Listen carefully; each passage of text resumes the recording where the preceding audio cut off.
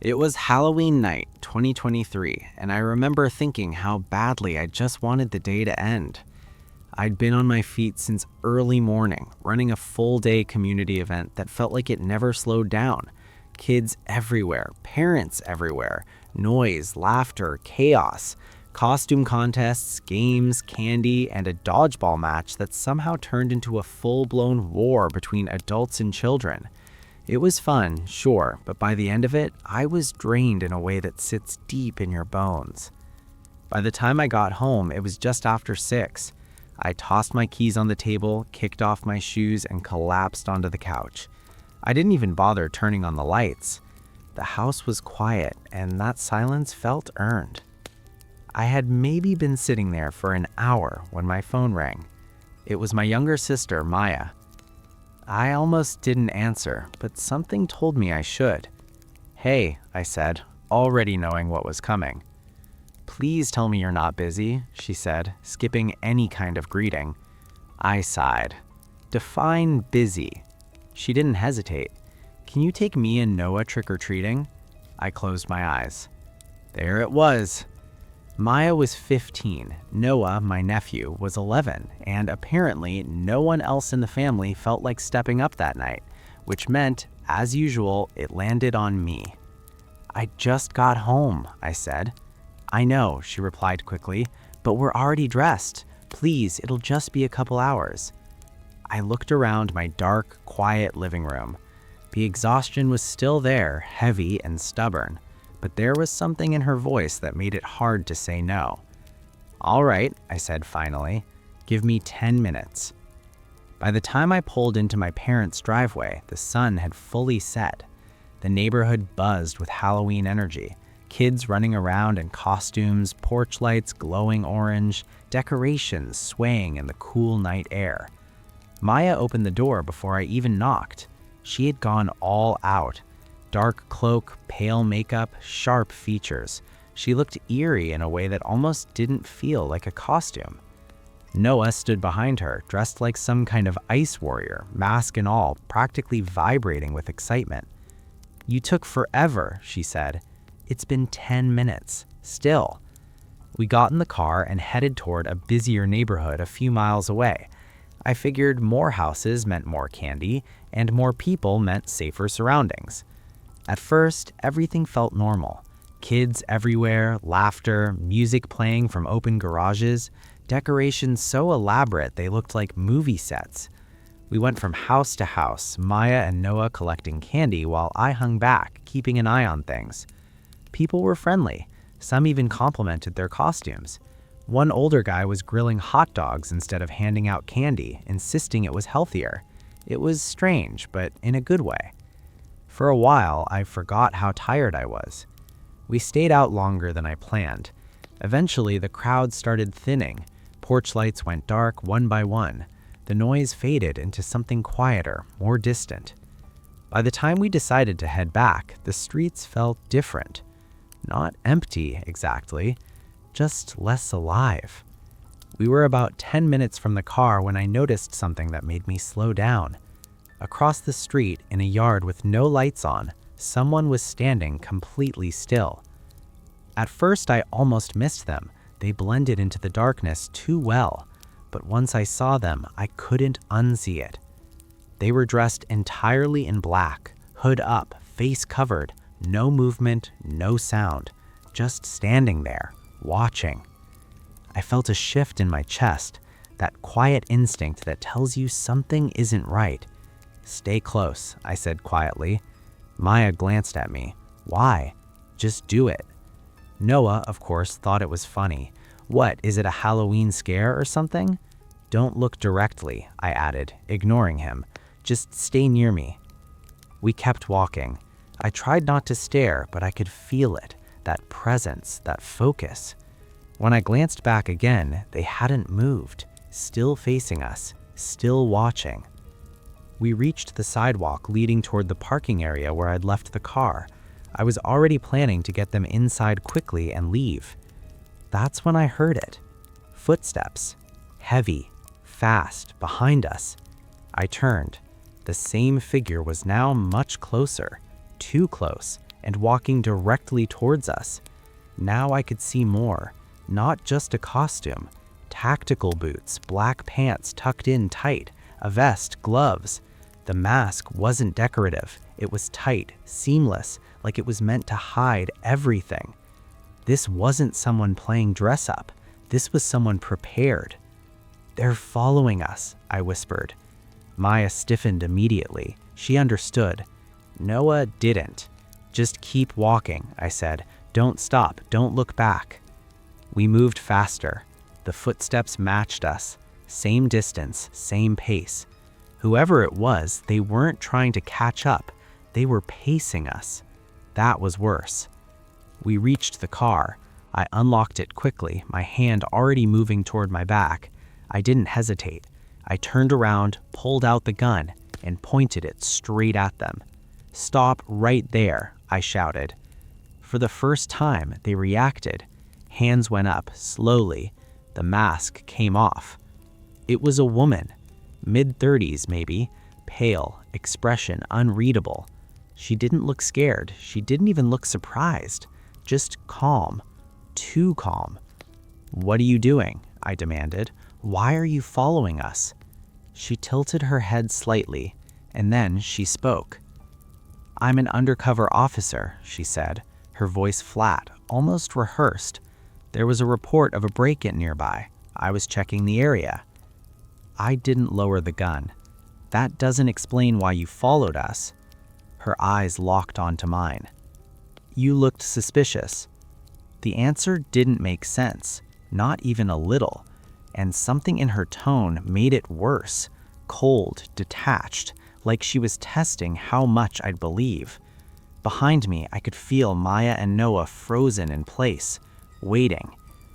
I hesitated, just for a second, and in that second, something changed in her expression. A smile, slow, unnatural. And that's when I realized this wasn't over. That smile stayed on her face longer than it should have. It wasn't nervous, it wasn't defensive, it wasn't even fake in the usual way people try to act calm under pressure. It felt wrong, like she was enjoying something I couldn't yet see.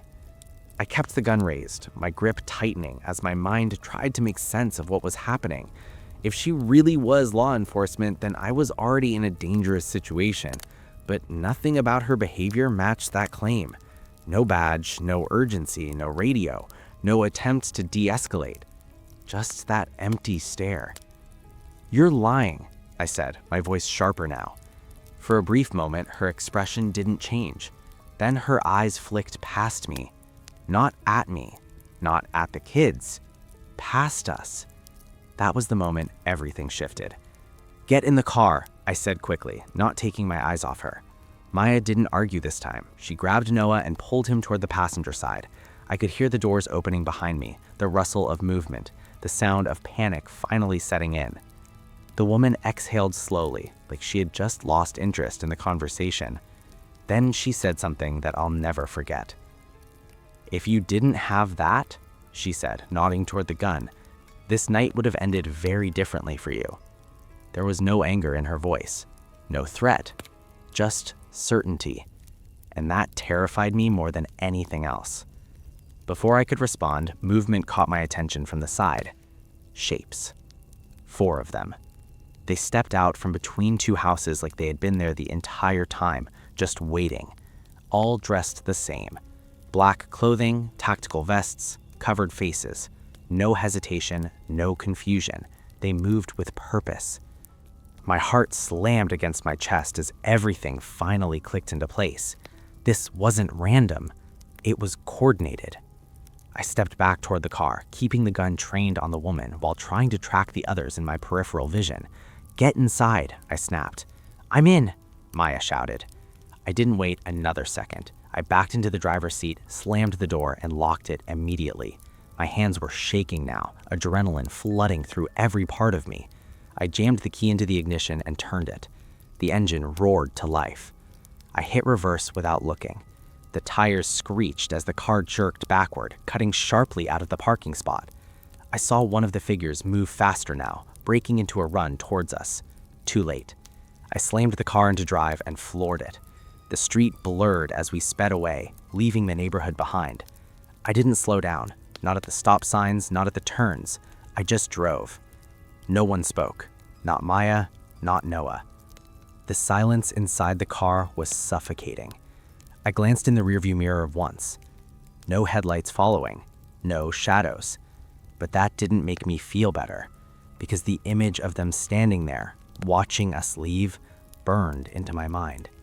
The woman hadn't chased us. She hadn't even moved. She had just stood there, smiling. The drive back felt longer than it actually was. Every car that passed us made me tense. Every shadow on the side of the road made my grip tighten on the steering wheel. When we finally pulled into my parents' driveway, I didn't even turn off the engine right away. "Go inside," I said quietly. Maya nodded. She didn't argue, she didn't ask questions. She just took Noah's hand and hurried toward the front door.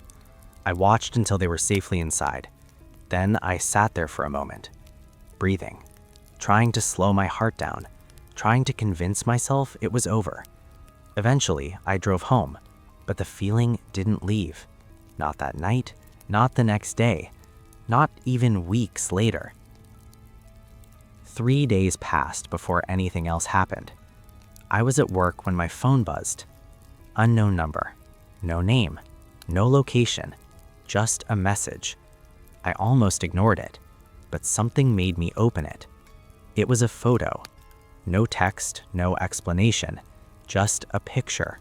My car, parked outside my apartment, taken from a distance. My stomach dropped. I looked up immediately, scanning the parking lot through the window like I expected someone to still be there watching. But there was nothing. Just the same cars, the same empty spaces, the same normal scene. Except it didn't feel normal anymore. Not even close. I reported everything to the police that same day. The encounter, the group, the message, the photo. They took it seriously enough to file a report, but without a direct threat, without identifiable suspects, there wasn't much they could do. That was the part that stuck with me. There wasn't enough. Not enough for them to act, but more than enough for me to feel like I was being watched. A week later, I did something I probably shouldn't have done. I went back to that same neighborhood, back to the house where I first saw her standing in the yard. I needed answers, even if I knew I probably wouldn't get any. I parked down the street this time and walked up slowly. The house looked normal.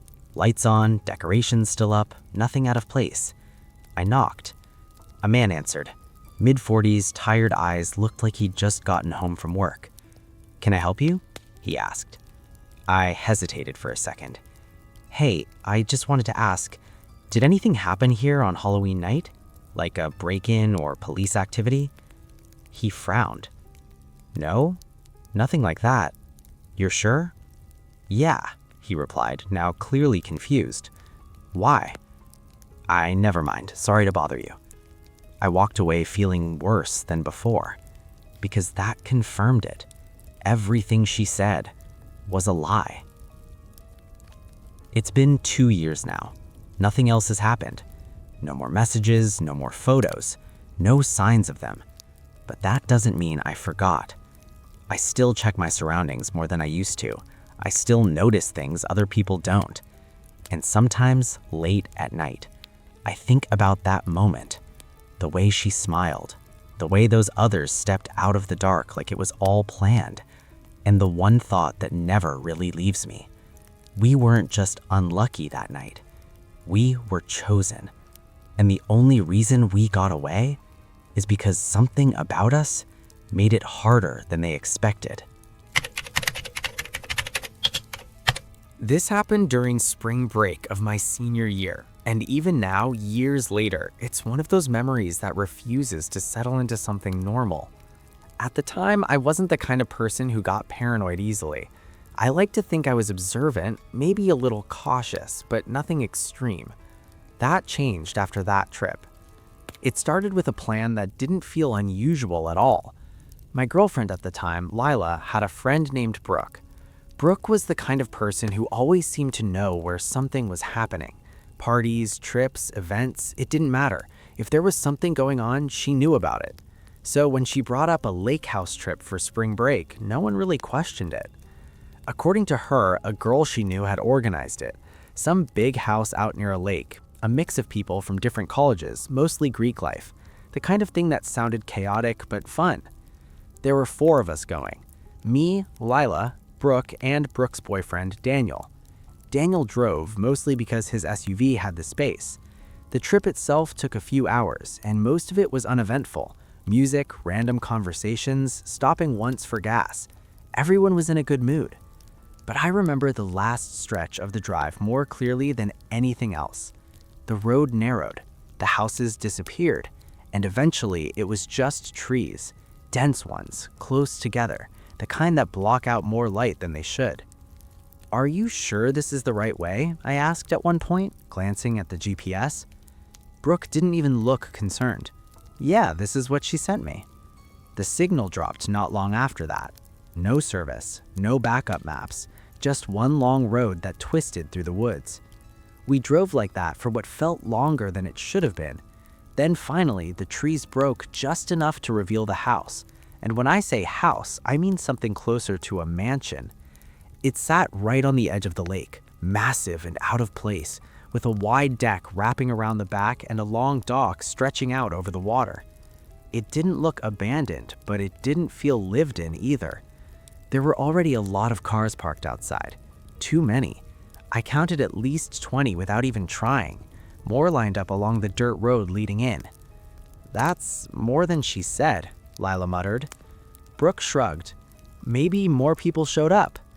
That didn't sit right with me, but I didn't push it. We got out of the car, grabbed our bags, and walked toward the front door.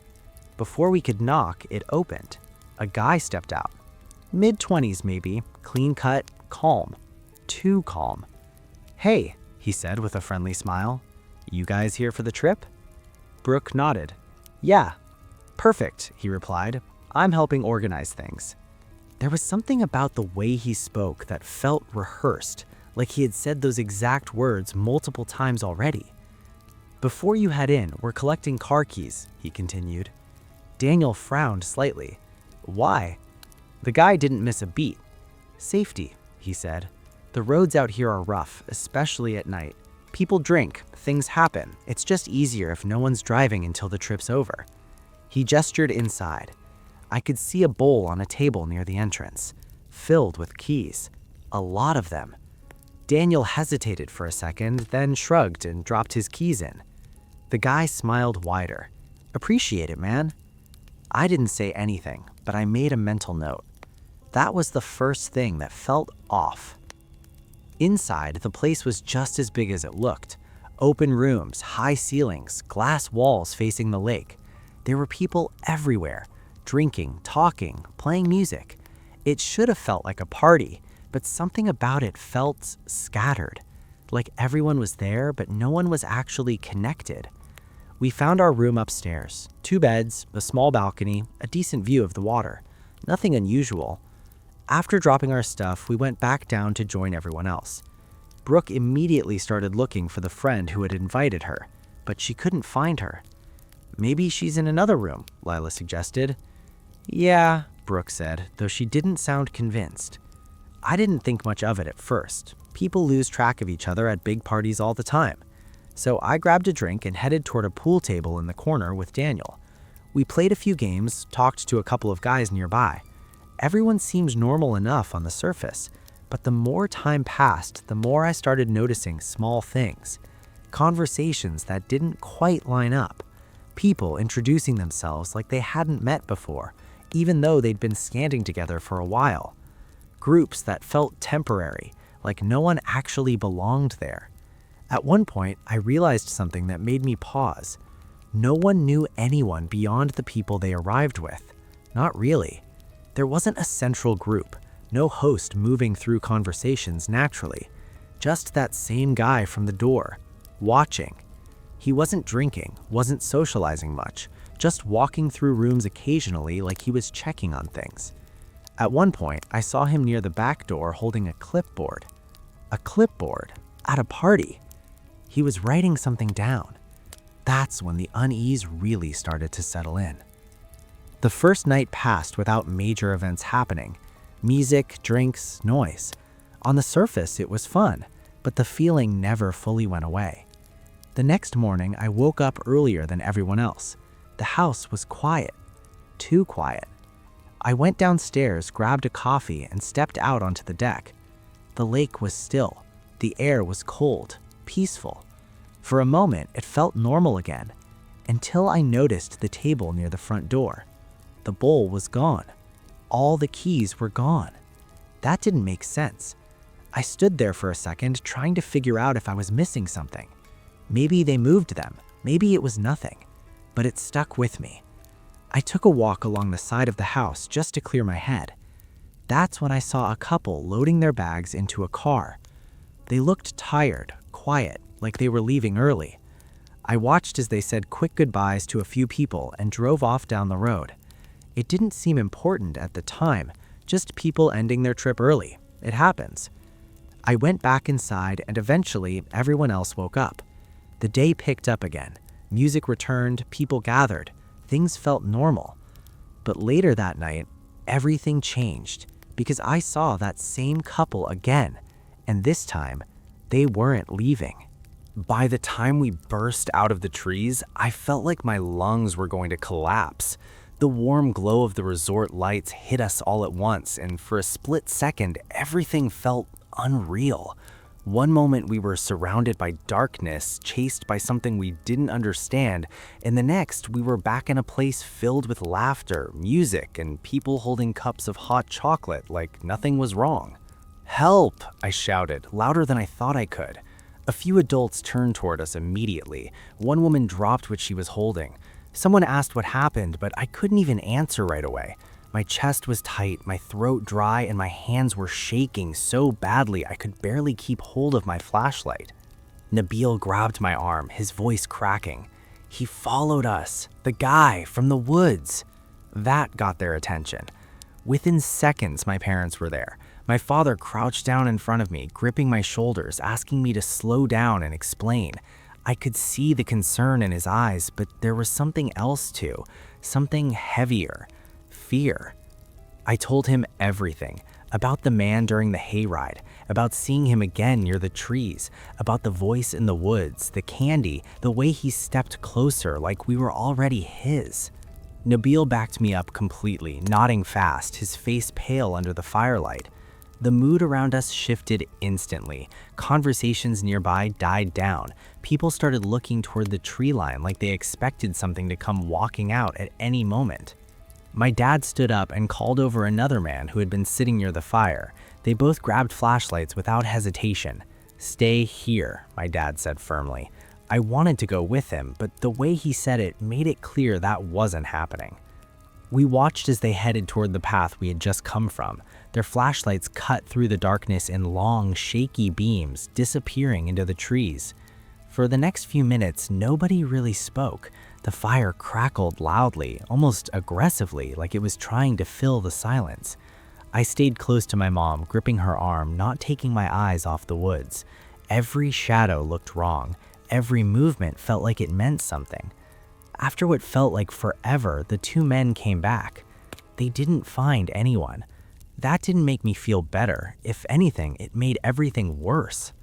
A few staff members from the resort joined in after hearing what happened. They did another sweep of the path and checked around the nearby cabins. Nothing. No footprints, no sign of someone hiding, nothing out of place. It was like he had never been there at all. But I knew he had. The way he spoke, the way he moved, that wasn't something you imagine. Eventually, someone called the police. They arrived about half an hour later. Two officers stepped out of their car, calm but alert, scanning the area as they walked over. They spoke to my parents first, then to me and Nabil separately. I told them the same thing again, this time trying to be as clear as possible. The black jacket, the hat, the way he offered candy, the fact that he had been watching earlier during the hayride. One of the officers nodded slowly as I spoke, occasionally writing things down. "Did he touch you?" he asked. "No," I said. "Did he threaten you in any way?" I hesitated. not directly, but it didn't feel safe. The officers exchanged a look with their partner.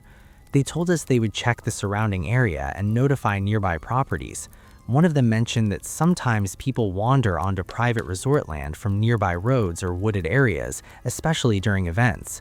That explanation didn't sit right with me. This wasn't someone wandering. This was someone watching, waiting. After the officers left to search, my parents decided we were done for the night. No more games, no more walking around. We went straight back to our cabin. My dad locked the door behind us and checked the windows twice. Then he dragged a chair over and wedged it under the doorknob. I had never seen him do that before. That's when it really hit me how serious this was. We kept the lights on all night. I lay in bed staring at the ceiling, listening to every little sound outside. The wind through the trees, leaves scraping against the walls, distant footsteps that may or may not have been real. At one point, I thought I heard something near the cabin, a faint crunch like someone stepping on gravel. I sat up, holding my breath. Nothing followed. No knock, no voice, just silence. I didn't sleep much. The next morning felt strange, too normal. The sun was out, birds were chirping, families were packing up their cars, kids laughing like the night before hadn't happened at all. But I noticed something. People were talking, quietly, in small groups, glancing toward the tree line more than usual. The police came back later that morning. They spoke with the resort staff again and checked in with us before we left. They didn't find anyone matching the description. No one had checked into the resort who fit what we described. No reports nearby either. One of the officers suggested that it might have been a trespasser who left once things got busy. Maybe, but that didn't explain how he knew we were on the hayride or why he singled us out. We packed up shortly after that. As we drove away, I sat in the back seat staring out the window, watching the trees pass by.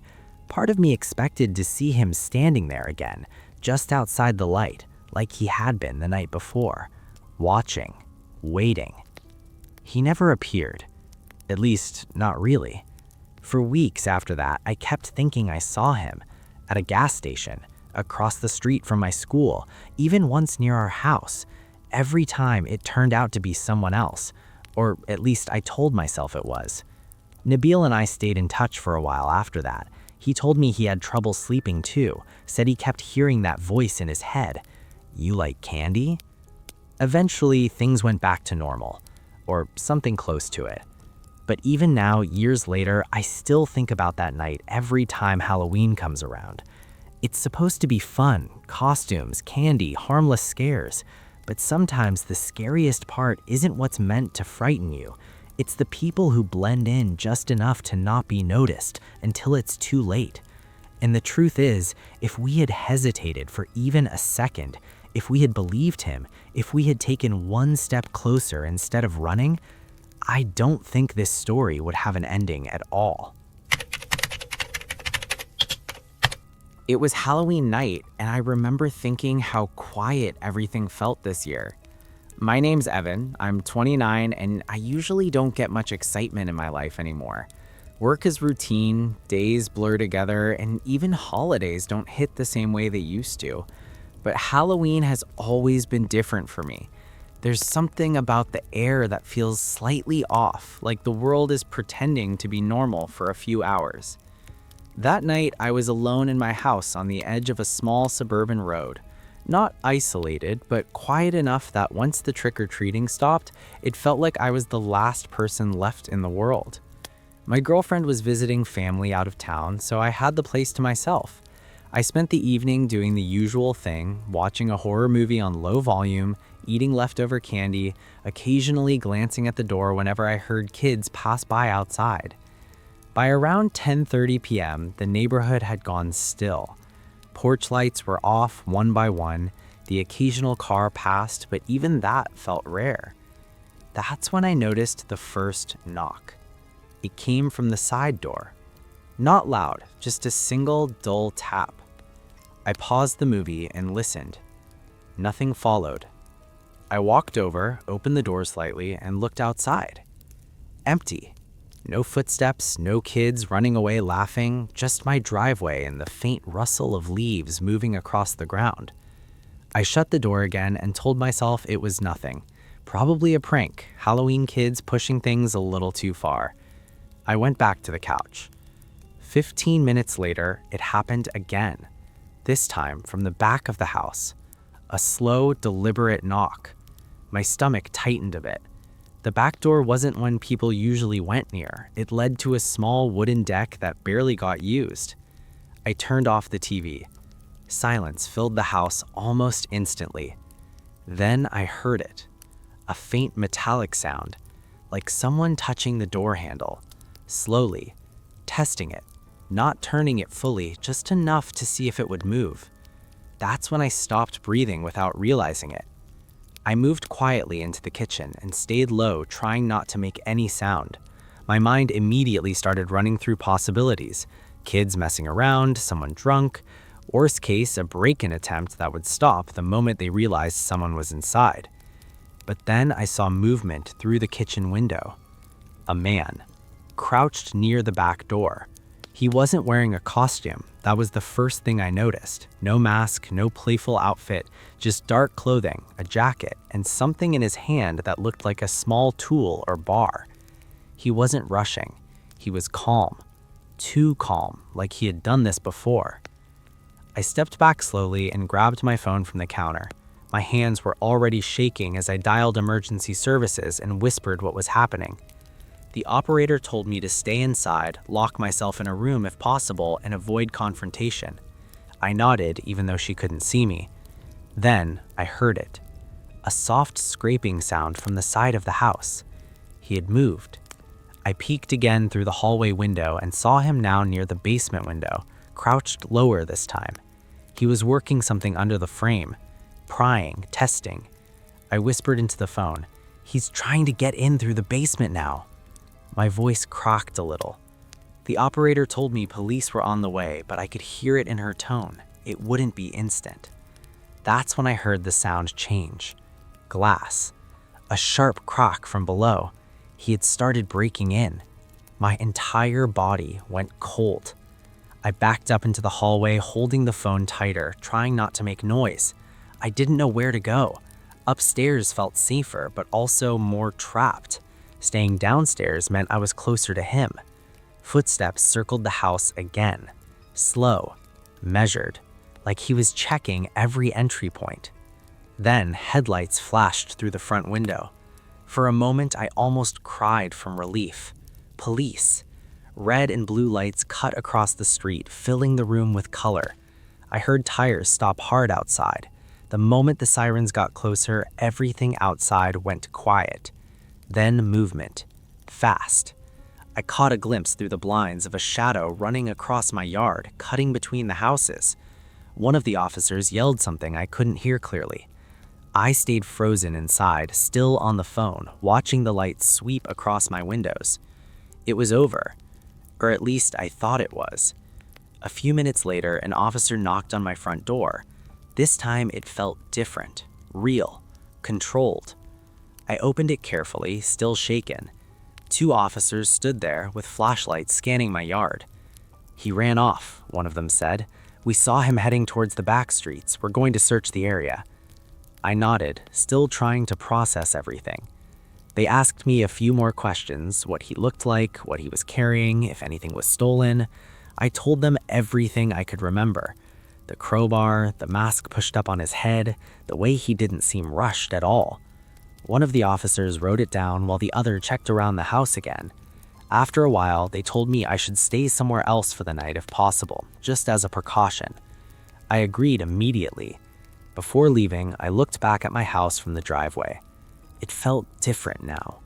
Not just empty, watched. And even though the street was full of flashing lights and neighbors starting to peek out of their windows, I couldn't shake the feeling that whoever had been there wasn't far. Not really. I stayed at a friend's place across town, sitting on the edge of a couch while the TV played something I wasn't really watching. Every few minutes, I'd check my phone like something new was going to appear. A message, a call, anything that would explain what had almost happened at my house. Nothing came. The police had told me they were still searching the area, but there wasn't much to go on. No clear identity, no vehicle nearby, just a man who appeared, tried to break in, and disappeared into the night like he knew exactly when to leave. That last part bothered me more than anything else. How clean it all felt. By morning, I went back home with one of my neighbors. The front yard looked normal again. No broken doors from the front, no obvious signs of what had happened unless you knew where to look. But I did. The basement window was shattered inward, the frame slightly bent. Inside, the glass had been carefully avoided somehow, like he hadn't fully entered before leaving. Or maybe he had been interrupted. The police came back later that day to collect more evidence. They found tool marks on the frame, scratches near the lock, and faint traces of dirt leading around the house, but nothing useful enough to track him. No fingerprints that matched anything in their system. No witnesses. It was like he had just existed for a few hours and then erased himself. Over the next few days, I tried to convince myself it was random. Wrong house, burglary attempt gone wrong, nothing more than bad timing. But that explanation started falling apart quickly, because small things began bothering me. The first was how prepared he seemed, not panicked, not experimental, like he already knew which parts of the house were weakest before he even touched them. The second was that he didn't take anything. Most burglars don't leave empty-handed if they've already gone that far. He didn't even fully break in. He stopped the moment the police arrived, almost like he was watching for something, or waiting for something. About a week later, I got a call from one of the officers who responded that night. They had followed up on similar reports in nearby neighborhoods. Different houses, same pattern. Knocking, testing doors, attempted entry, then disappearing before police arrival. Not identical cases, but enough similarities to connect them loosely. What worries us, the officer said carefully, is how coordinated it looks. That word stuck with me. Coordinated. Like there was a pattern behind it. Or worse, intent. I asked him if they had any suspects. He hesitated before answering. Nothing solid. After that call, I started changing things around the house. New locks, motion lights, a camera system I installed myself, even though I'm not very technical. For a while, things felt calmer. Too calm. Then, about 3 weeks after the incident, I came home late from work and noticed something on my driveway. A small object. At first, I thought it was trash blown in from the street. But as I got closer, I realized it wasn't random. It was a cheap plastic Halloween mask, cracked slightly on the cheek. The same kind you could buy at any convenience store. I didn't touch it right away. I just stood there, staring at it, feeling that same cold pressure in my chest from that night return instantly. No note, no explanation, just placed there, like a reminder. I called the police again and they came to collect it. They treated it as potential intimidation, but they couldn't pull anything useful from it. No prints, nothing traceable. That night, I didn't stay home again. I left immediately and stayed somewhere else. The following week, I installed better cameras and changed my routine completely. I started parking in different spots, coming home at different times, checking surroundings before even getting out of the car. It sounds extreme, but once you've had someone try to enter your home while you're inside it, your definition of normal caution changes. A month passed, then 2. Nothing else happened. No more knocks, no sightings, no messages. The police eventually told me they had exhausted all nearby leads and closed the active investigation unless something new came up. Life started slowly returning to something resembling normal. but I never really stopped checking doors twice or looking over my shoulder when I heard footsteps outside at night. The strange part is how memory works after something like that. It doesn't fade, it sharpens. Every detail gets clearer instead of softer. The sound of the window cracking, the weight of footsteps outside, the exact angle of the shadow near the door, and the mask on my driveway. That's the one I think about the most, because it wasn't part of the break-in anymore. It was after, intentional, placed, a message without words. Even now, years later, I still don't know who he was or why it happened. I don't know if I was targeted or just unlucky. But I do know one thing.